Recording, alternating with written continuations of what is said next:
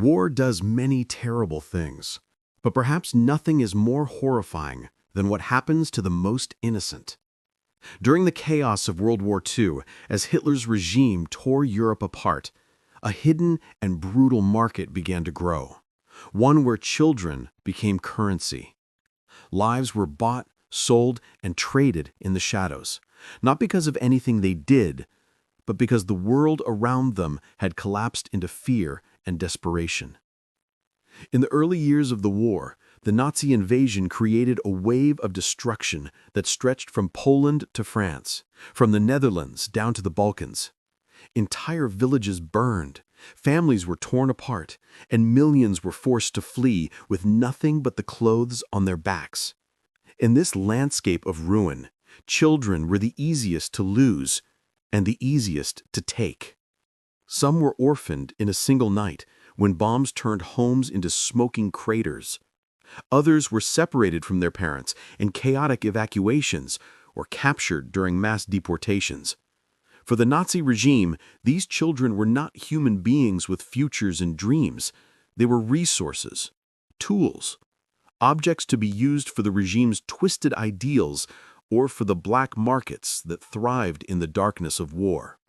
As the Nazi occupation spread, a terrifying practice emerged in certain territories.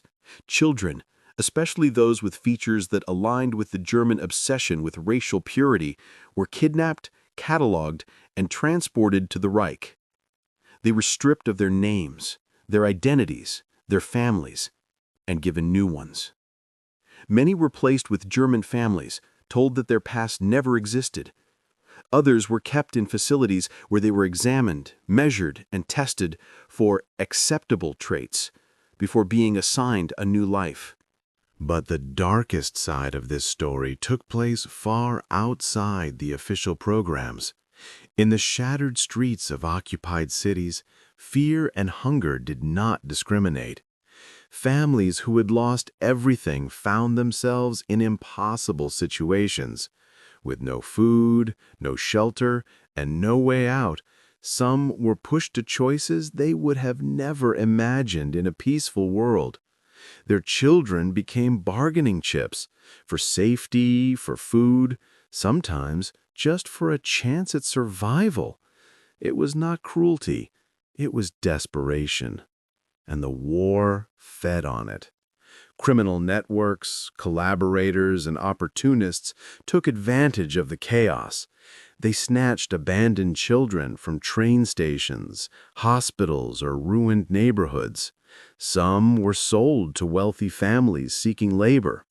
Others were traded to Nazi officers as household servants. And some simply vanished, swallowed by the war's endless hunger.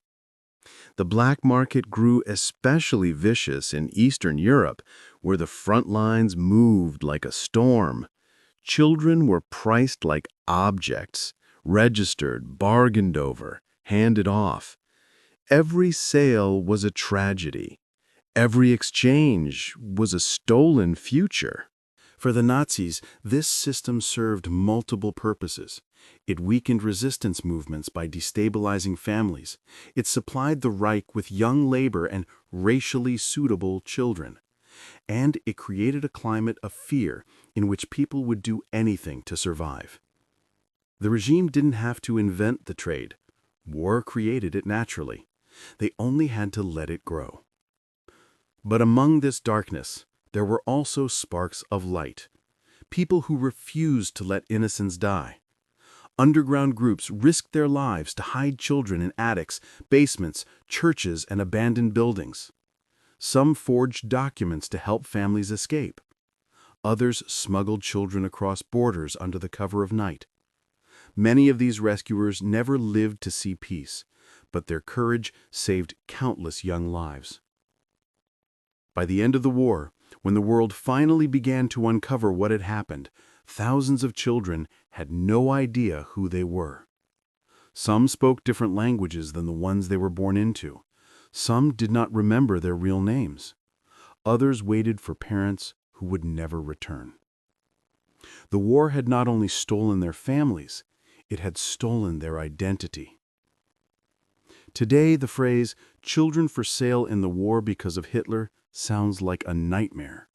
But for thousands, it was real. The darkest trade of World War II was not measured in weapons or money, but in stolen childhoods, shattered families, and the lingering question that many survivors still ask: what would my life have been if the world had not gone mad?